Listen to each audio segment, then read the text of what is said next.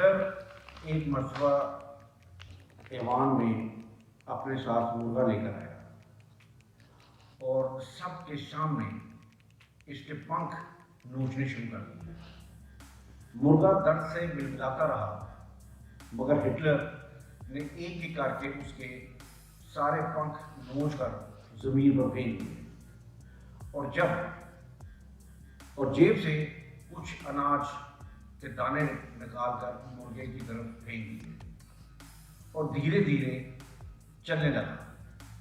مرغا بھی دانا چگتے چگتے ہٹلر کے پیچھے چلنے لگا۔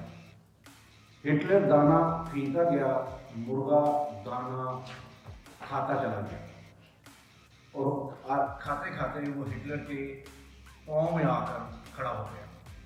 تب ہٹلر نے